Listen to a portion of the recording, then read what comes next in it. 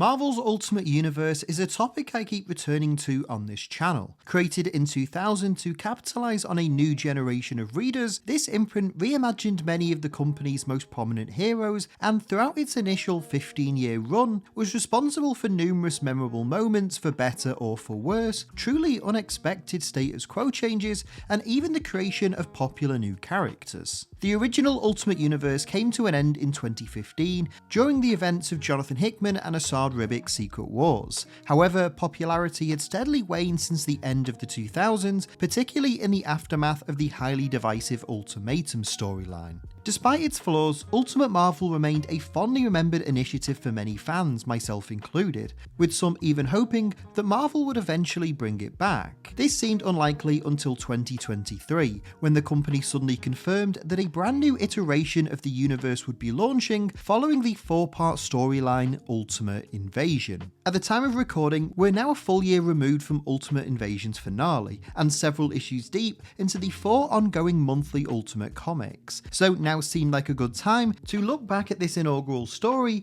and consider how it set the stage for the Ultimate Universe's triumphant return. So in this video, I want to explain the history behind Ultimate Invasion, examine how Jonathan Hickman and Bryan Hitch redefined the concept of this once popular alternate universe, and how this bold and daring event paved the way for an exciting new era for Marvel Comics.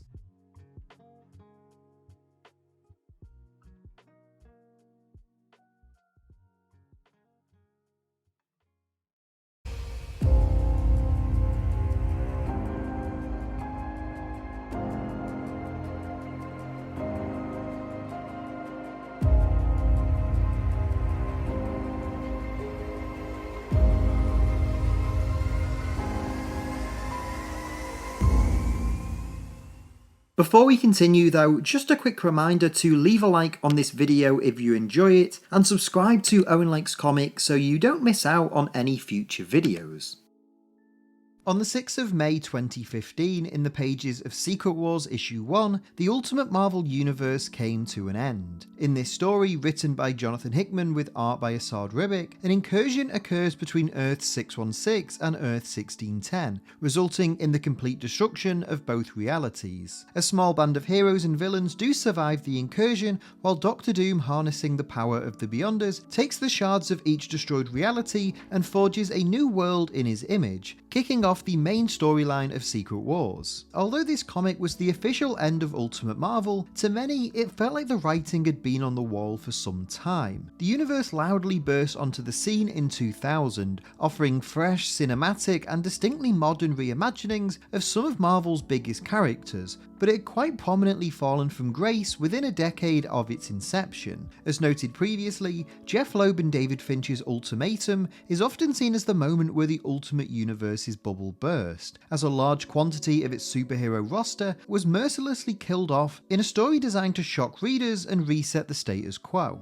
Now, this isn't to say that the Ultimate Universe was dead from this point onwards. While sales for its various titles never quite recovered, the 6 years between Ultimatum and Secret Wars did see some interesting and bold creative decisions be made. Most notably, following the Fantastic Four split after Franklin Storm was killed in Ultimatum, Reed Richards went down a dark and sinister path, taking on the new identity of the Maker. Likewise, the tragic death of Peter Parker in Ultimate Spider-Man issue 160 paved the way for the introduction of Miles Morales, a brand new character that would quickly establish himself as a worthy successor to the Spider-Man mantle. While there were plenty of enjoyable and unique stories told in this period, the overall momentum for the Ultimate series never quite recovered, and for much of the early 2010s, speculation was rampant about the universe's future. In 2013, Brian Michael Bendis and Mark Bagley, the original creative team of Ultimate Spider-Man, returned to Earth 1610 for Cataclysm. This series seemed to be the finale for the Ultimate Universe, with the book even being subtitled The Ultimate's Last Stand. However, it instead focuses on the likes of Miles, the Maker, and the world's other heroes banding together to save their reality from Galactus. In the aftermath of Cataclysm, the Ultimate Universe would soldier on for 2 more years until the events of Secret Wars, and in that book's aftermath, it seemed like this imprint and continuity wasn't coming back. As Secret Wars concluded and Marvel launched the All New All Different initiative, popular Ultimate characters like Miles and the Maker were integrated over into Earth 616, and no new Ultimate comics were announced going forward.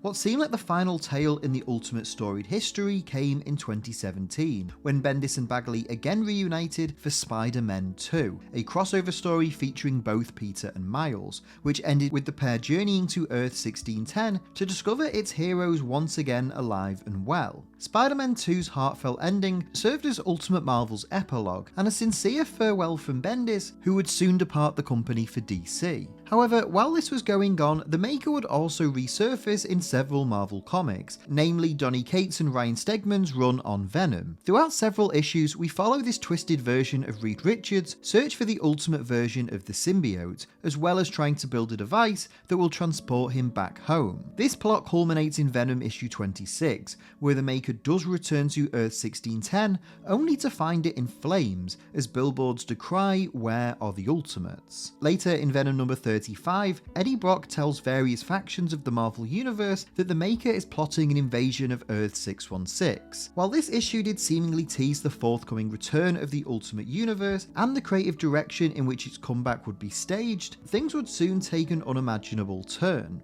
In July of 2023, reports surfaced that Donny Cates had been in a serious accident several months prior, which had caused him to step away from numerous projects. The news of Cates' injury coincided with Marvel's formal announcement of Ultimate Invasion, a 4-part comic that would follow the Maker and return readers to the Ultimate Universe. Since the book's announcement, it's been widely believed that Cates was initially set to write Invasion, teaming with Ultimate's co-creator Bryan Hitch, until Jonathan Hickman was drafted in following his accident. During an interview with John Suntress on the Word Balloon podcast, Hitch discussed the creative shake-up that occurred behind the scenes. To be honest, that was one of the appeals of doing this when CB first came. He said, look, we're going to do a Venom relaunch, we're going to do this Ultimate Invasion thing. And back then it was a very different thing, because it was going to be 5 issues of Venom and 5 issues of Ultimate Invasion, and Invasion kept getting put back, so I stayed on Venom because I was having fun. I mean, actually, Ultimate Invasion was originally going to be with another writer, and then that writer left the project. I stayed with it and went, because they said Jonathan's going to do it. It won't be the same project, it'll be a completely new thing, but Jonathan's going to come, we'll keep the title, but Jonathan's going to put something new. Are you in? I said, well, yeah, technically, yeah, because I wanted to work together for a while, so I don't see any reason why I wouldn't want to stay with it, so it's nice that we've got to do it together finally, at least. Marvel's decision to approach Hickman to helm the series was likely due both to his familiarity with the concept, having written a celebrated run on the Ultimates back in 2012, which prominently featured the Maker, as well as his strengths with handling complex lore, mythology, and world building in his stories. In an interview with Entertainment Weekly, Hickman outlined his vision for Ultimate Invasion, noting that the comic wouldn't simply be a return to the old Ultimate Universe, but would instead be an opportunity to take the original series concept and reconfigure it for a modern audience. He states, Bryan and I have already put in our time doing Ultimate books, so when Marvel laid this project in front of us, we both knew there needed to be a good reason to revisit the idea of Ultimate Comics beyond telling a cool story or just getting to work together, which is something we've been trying to do for years. So with that in mind, it couldn't be replicating or revisiting what Bryan did in the original Ultimates, creating a streamlined, modernized version that would eventually become the spine of the MCU. And it certainly couldn't be what I did, which was a final chapter of a pre-existing universe. The very idea of Ultimate Comics needed to be inverted from what the original universe was. We wanted this to be something that could really only exist in the comic space, a new way of thinking about and enjoying a new version of the Marvel Universe. Hickman would further explain these comments in September, outlining his mission statement for both Ultimate Invasion and the future relaunch of the entire universe, telling Marvel.com, What made the Ultimate Universe originally really interesting was that it was a reflection of the world outside your window, in the moment that you were living in. What does it look like in the world we're living in now? It's kind of shocking how much the world has changed in that period of time. The idea of what it would be like to see the genesis of superheroes in a brand new world is a really fascinating exercise. News of Ultimate Invasion and Marvel's plans to revive the imprint took much of the comic industry and broader media by surprise. Not only did few expect an Ultimate resurgence at all, but Jonathan Hickman's involvement was a particular shock, as he hadn't written for Marvel Comics since his complicated departure from the X-Men in late 2021. Nevertheless, this surprise quickly turned to curiosity, as readers anticipated anticipated what Hickman and Hitch's master plan could be, and how, in just 4 issues, they would be able to create a brand new Ultimate Universe that would both work for a new generation and be faithful to its iconic predecessor. On the 21st of June 2023, the first issue of Ultimate Invasion was finally released, and just from its bold opening pages, it quickly became clear to almost everyone that this would be something truly unique.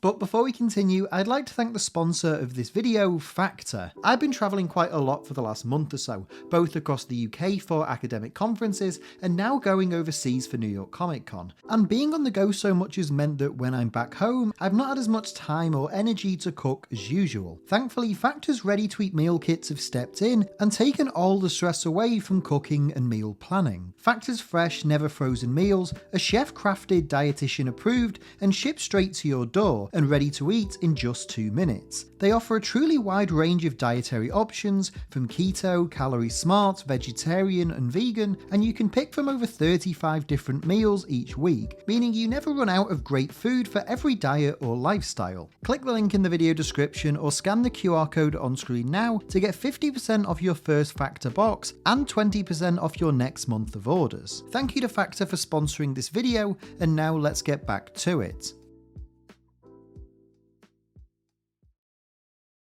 Ultimate Invasion was released between June and September of 2023, and alongside being Jonathan Hickman's return to Marvel Comics, was an event designed to launch the premise and status quo of Marvel's revived Ultimate Universe. Now, with this in mind, this series isn't simply a return to the old world of Earth 1610. Instead, Hickman and artist Bryan Hitch seek to examine and critique the very notion of what the Ultimate Universe is, and what purpose such an initiative would serve in the modern age of comics. The story begins though in familiar surroundings, as we open to find the Maker contained within a cell on Earth 616. Suddenly, a group of armed mercenaries swarm the facility and free the villain. As Reed puts on his trademark costume, he activates a device that reconfigures the mercenary's DNA to create an identical duplicate of himself, leaving it behind in his cell as he escapes. News of the Maker's breakout sends shockwaves across the Marvel landscape, with Mr. Fantastic and Black Panther investigating the scene of the crime before calling a meeting with the Illuminati, where we learn the Maker has stolen vibranium from Wakanda, Terrigen spheres from the Inhumans,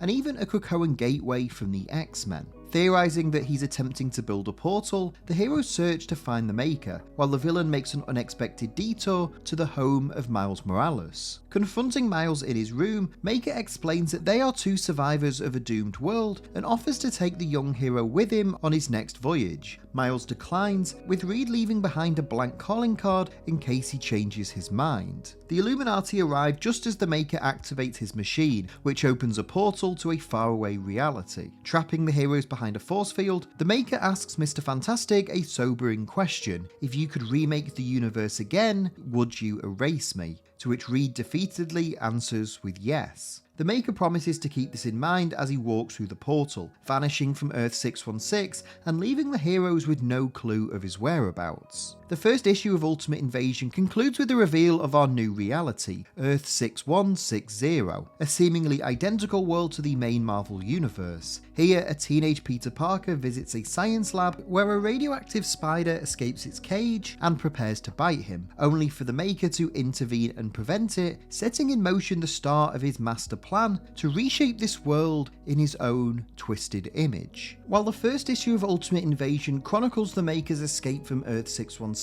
the next issue jumps forward in time, revealing the state of this new Earth in the present day after it's been significantly changed by the Maker. We learn that in this reality, none of the usual superheroes exist. The Fantastic Four didn't survive their trip into outer space, Loki is king of Asgard, and Steve Rogers was never recovered after World War II. Instead, the Maker, alongside a council of loyalists, conquered and reshaped the world in their image, dividing it into territories and ruling each with an iron fist. As this is all explained, we're also introduced to Iron Man, in a sequence mirroring the hero's introduction in the original Ultimates comics, only for this to be revealed as Howard Stark underneath the suit. Howard, the co-founder of Stain Stark Industries and a major player within the North American Union, is invited to Latveria for a special event hosted by the Maker. We learn that despite Stainstark's power and influence, Howard rarely took an active role in politics or current affairs, instead prioritising his research and development of his Iron Man technology.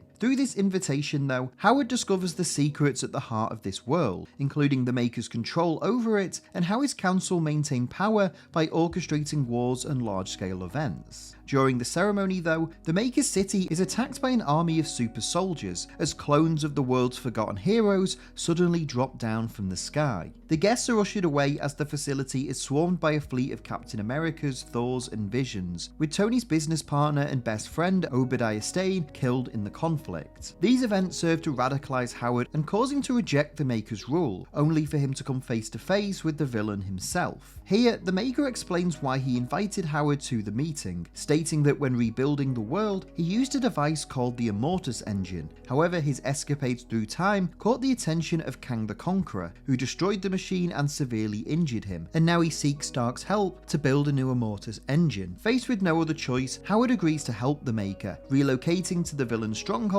and leaving behind his teenage son Tony. It's here that Howard meets the Maker's assistant, a prisoner in a metal mask referred to simply as Doom. Through their work together on the device, Howard and Doom devise a scheme to betray the Maker, using the ensuing conflict with Kang as a distraction to trap the villain permanently inside his city. As Howard delivers the Immortus Engine to the Maker, Doom lowers the city's shields and allows Kang's forces to enter. All-out war quickly breaks out, and Howard uses this moment to embed the Immortus Engine into his armour, releasing a powerful blast that incapacitates everyone nearby. While this occurs, Doom reactivates the shields and traps both Kang and the Maker inside the facility, leaving Howard there as well. Shedding his damaged armour, Howard crawls over to Kang and removes his mask, only to shed a tear at what he finds. Ultimate Invasion concludes with Doom travelling to Stark Tower to meet with Howard's son Tony. He explains that his father's sacrifice was part of their plan to defeat the Maker, and that they successfully trapped the villain inside the city for 2 years, giving them enough time to try and put the world back to how it should have been. Inspired by his father's sacrifice, Tony agrees to join Doom's cause, as the pair build a new armour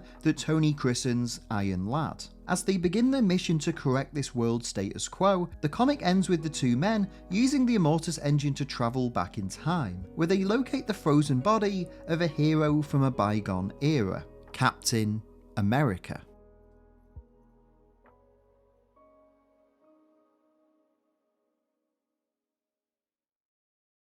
Ultimate Invasion is, above all else, a new beginning for the Ultimate Marvel Universe. It sets in motion a chain of events that usher in this new continuity and the ongoing story and throughline that runs throughout each of its monthly comics. Following the book's conclusion in September 2023, Jonathan Hickman would team with artist Stefano Caselli for the one-shot comic Ultimate Universe, which builds off Invasion's finale and delivers one more twist for this new status quo. Here, we follow Tony and Doom to retrieve Steve Rogers' frozen body before travelling to Asgard to free and imprison Thor. Joined by Lady Sif, the heroes also obtain a list of individuals who are supposed to become superheroes, only to have their future altered by the Maker, embarking on a journey to offer each of them powers and try to build an army to combat the villain when he returns. However, the comic ends with the reveal that the Maker's Illuminati is aware of this group and their plans, hacking into a Stark satellite and firing it at the heart of New York City, seemingly killing thousands and framing Tony for their deaths. The Ultimates go into hiding as a result, using the Immortus Engine to travel 6 months into the future, all while sending out an array of orbs containing the necessary powers and suits for a new generation of heroes to rise up. The events of Ultimate Universe #1 would kick off the large-scale narrative of the ongoing Ultimate comics. Ultimate Spider-Man, written by Hickman and drawn by Marco Ticchetto, follows a 30-something-year-old Peter Parker who was never bitten as a teenager. Instead, he's now happily married to Mary Jane with 2 kids and works at the Daily Bugle alongside Uncle Ben. One night, though, he's visited by a hologram of Iron Lad, who explains how his future was supposed to go and offers him the chance to now become Spider-Man, which he accepts. Meanwhile, in Bryan Hill and Stefano Caselli's Ultimate Black Panther, we learn that Africa is under the ruthless control of Khonshu and Ra, while Wakanda remained isolated from the rest of the world and free from the Maker's control, until it's suddenly attacked by the duo's forces, creating an inevitable war that causes T'Challa to seek out new allies in the form of Storm and Killmonger.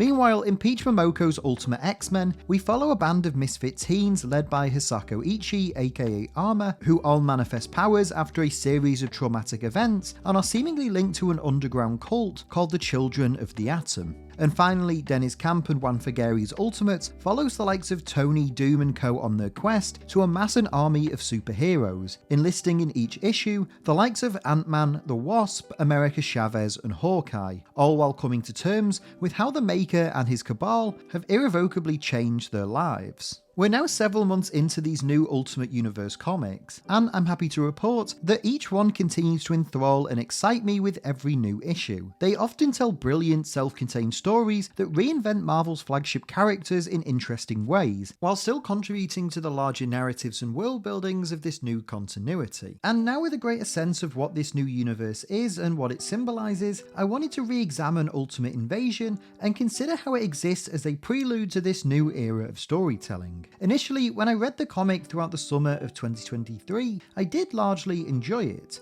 That said, in some areas I struggled to fully grasp the broad ideas at the heart of this series, and was unsure about some of the more high concept elements and what they would mean going forwards. Knowing that this would be a lead-in story to a much bigger continuity, I realised at the time that this would be a series that I could only properly assess in hindsight, having a better understanding of what would come after it. And having recently revisited all 4 issues, I do think that this is the case. At its core, Ultimate Invasion is a comic all about questioning the legacy and purpose of Ultimate Marvel, asking what role such an initiative would serve in the modern comics landscape. To both Hickman and Hitch, it would have been easy to bring this universe back solely for nostalgia, harking back to the golden age of books like Ultimate Spider-Man and the Ultimates with little more to say. Instead, their tale of the Maker's foray into Earth 6160 is a far more critical and introspective examination of how the idea of an ultimate continuity differs in the world of comics today to how it would have 20 years ago.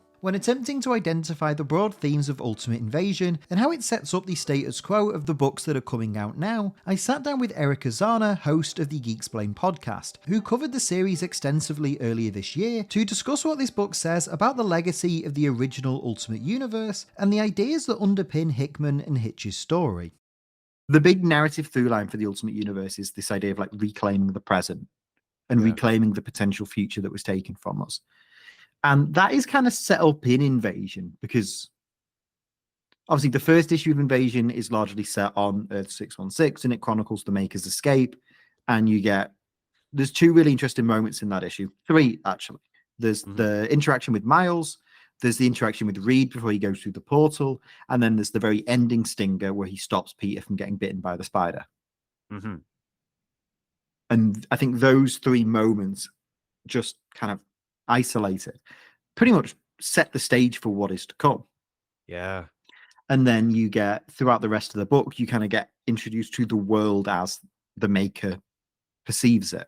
So you get to see the things in his image, where you have the kind of council, he's almost like his Illuminati that rule the world alongside him, the Hulk, Captain Britain and all of those characters.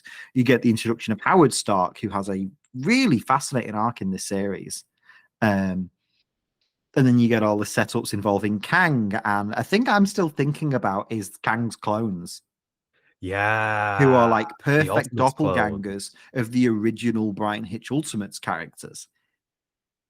Which is an interesting choice. Which is something I'm thinking about, and I haven't gone back to cross-reference this, but I want to compare the designs between the clones that Hitch draws in Invasion versus how Juan Figuere draws those same characters in Ultimates.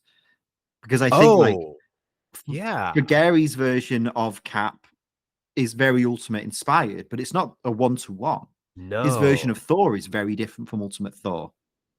That's a great point. And I haven't got to that point yet where I can go back and compare them side by side. But I think that's a really interesting idea of like, where do they come from? Is that like just meant to be a thematic thing of like, right? Because we talked about this idea that Hickman didn't want to just repeat the past. He didn't want to just do the Ultimate Universe again as it was. So I think there's something quite interesting in that Kang essentially sends the past back at the Maker's new status quo. It's almost like Ultimate Invasion is like an ideological war for what the Ultimate Universe is meant to be going forward. what it was and what it can be. Yeah, between the Maker's twisted version and Kang, who's kind of fighting for the ultimate universe that was. Right. And then the end result is it's up to neither of those individuals to decide it. Yeah. Because they both get defeated at the end of the book. Yeah. Right. Because they're not there to helm this new. No, it's kind of left to Tony, and it's left to Reed, and then later on it's left to Peter and to T'Challa and to Armor and all these other characters to figure out what this world means to them. Yeah. Which is kind of perfectly summarized in Tony's monologue at the end of Ultimate Spider-Man #1. Right.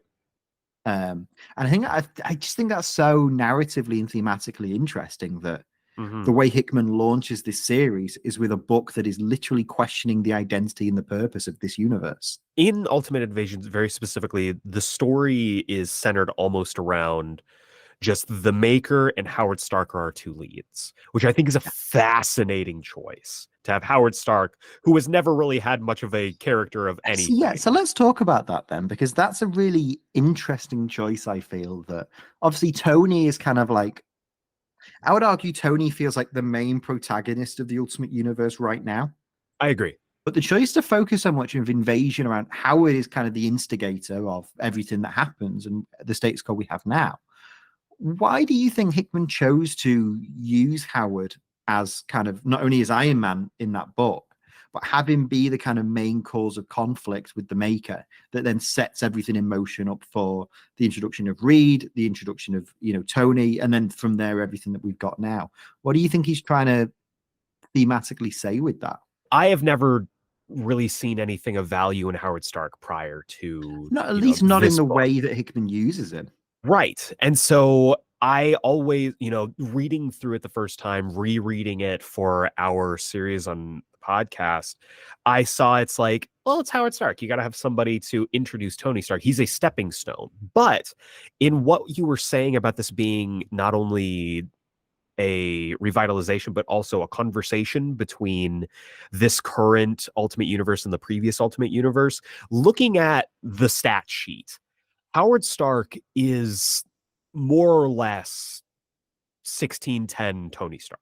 He's got the same armor. He's got the same values. He is working with a war machine who also happens to be Obadiah Stane, who is a character who has been associated with Tony both in both on the same team as well as in conflict with. This is, to me at least, and especially, after the conversation we've been having, this is a conversation of what the past represents. This is the previous, he's a representation of the previous Ultimate Universe, where, again, he has the same armor, the same values, more or less, and he is the representation of what the attempts by, possibly previous creators who weren't able to work on this book, editorial, whatever, wanted this universe to be. And so having Howard Stark represent the old values as a catalyst to not just shaping the worldview of the new kid on the block, who is, as we said, essentially the catalyst of this new universe in Tony, but also in conflict, open conflict and direct conflict with the Maker, who is the person who more or less is trying to burn it all away, I think is a perfect use of a character who has never had a whole lot before. That's a really fascinating insight because, we talked earlier about how the central conflict of Ultimate Invasion seems quite meta and philosophical, where you have the Maker who represents the old new. He is literally building a universe from scratch in his own image. And then you have Kang, who is sending clones back that are just very clearly meant to symbolize the original Ultimate Universe, perfectly drawn by Bryan Hitch. And it is almost this ideological conflict of what is this universe? Is this something that's completely new and rejects any notion of what came before, which is, everything that the Maker is about? He's a rejection of who Reed Richards is and is supposed to be. And then you have Kang and his army, which is very much trying to set the course back to how it should be. There's something very meta in that as well. And then for Howard, like you said, I hadn't considered him as kind of a stand-in for the previous Tony Stark in the previous Ultimate Universe in general. But he is kind of like his arc in the journey throughout the book of like realizing the way that the world is and realizing that this isn't how things should be. He kind of makes the conscious decision to reject both sides of that argument and effectively sacrifices himself to give the next generation a chance to define itself without either of those forces choosing what path it should go down. Howard's sacrifice of kind of killing Kang and also trapping the Maker in the dome is what allows for people like Tony and Reed and Peter and all of these other protagonists of the new Ultimate Universe to collectively decide what their own fate should be, both within the stories themselves, but also quite metatextually, where they get to decide in the pages of all of these new books, Jonathan Hickman, Dennis Camp, Peach Momoko, Bryan Hill, and all of the artists and collaborators get to collectively decide what this new Ultimate Universe is meant to represent and symbolize. Yeah. And without it being either this kind of nostalgia-fueled revival of what it was doing in the 2000s, or this almost like rejection of that. It doesn't have to be either. And that kind of like finding a third way that Howard does in that story seems quite comparable to Hickman's internal conversations about this series as well. If you look beyond its twists and turns, Ultimate Invasion is a book all about the ideological war between the Maker and Kang the Conqueror, who both symbolise different creative approaches to relaunching this classic continuity. The Maker, our initial POV character in the first issue, is someone from the original Ultimate Universe but seemingly rejects it, choosing not to go home and instead forge a new reality in his image. Upon his arrival on Earth 6160, the Maker denies this world's natural order and uses the Immortus engine to rewrite history, discarding any sentimentality towards the past in order to build something that truly represents him and his sensibilities. Opposing the Maker is Kang, a character who rules over time and seeks to maintain order and the status quo. While this iteration of Kang doesn't get much direct focus in the series, his role as a symbol of what came before is noteworthy, especially when he sends clones of the original Ultimate characters back through time to attack the Maker and his council. The crux of their conflict feels like a metatextual war to determine what this new Ultimate Universe is. Is it a rejection of the past, or something stuck repeating what came before? The answer ultimately seems to be neither. Instead, Howard Stark, an otherwise unlikely protagonist, enters the fray and traps both individuals inside a dome, sacrificing himself to prevent either's predestined plan for this world to be enacted, and instead allowing its inhabitants, symbolised by Doom and Tony, to finally take control of their destiny.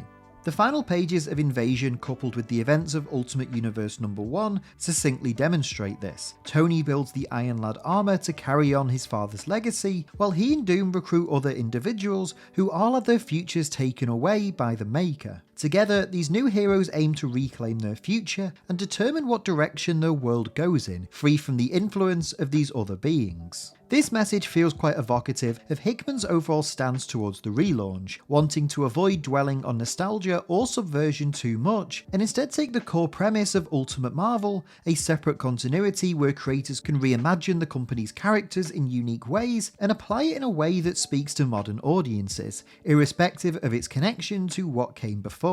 For example, the Ultimate Spider-Man featured in Hickman and Tucchetto's comic feels decisively different from the one in Bendis and Bagley's, and yet both still feel like Spider-Man and a clear attempt to do something different to his Earth 616 counterparts. In the end, I think this is the lasting legacy of Ultimate Invasion. Throughout just 4 issues, Hickman and Hitch wipe away all expectations and create a brand new world that feels both familiar yet distinctively fresh, and set in motion a continuity that a generation of new writers and artists can use to explore these iconic characters in curious and daring ways. Earth 1610 may be gone, but in its place comes a spiritual successor that seeks to challenge the norms of mainstream superhero comics, unapologetically forging its own path while still firmly continuing the legacy of the Ultimate Marvel Universe.